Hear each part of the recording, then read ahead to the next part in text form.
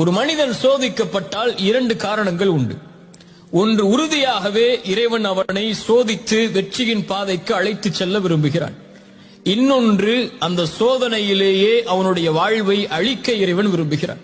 ஒரு சோதனை இறைவன் சோதிப்பான் வெற்றியை நோக்கி அழைத்து செல்வதற்கு, இன்னொரு சோதனை இறைவன் சோதிப்பான் அந்த சோதனையிலேயே அவனுடைய வாழ்வை முடிப்பதற்கு. ஒன்று வெற்றிக்காக வரும், இன்னொன்று அழிவுக்காக வரும். இந்த இரண்டுடைய முடிவை பொறுத்துதான் இறைவனிடத்தில் கூலி முடிவெடுக்கப்படும். அல்லாஹ் என்ன பாடத்தை சொல்ல வருகிறான்?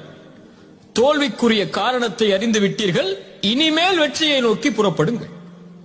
இப்போ முதலில் வாழ்வில் சோதனை ஏற்பட்டால் சிந்திக்க வேண்டியது, இந்த சோதனை ஏன்? வியாபாரத்தில் ஏற்பட்டாலும் சரி, உறவுகள் பிரிந்தாலும் சரி, வாழ்வில் என்ன சிரமம் ஏற்பட்டாலும் சரி, ஒரு சின்ன விபத்து ஏற்பட்டாலும் சரி, உங்களுடைய கால் சறுக்கினாலும் சரி, யோசிக்க வேண்டியது ஏன் இந்த சோதனை?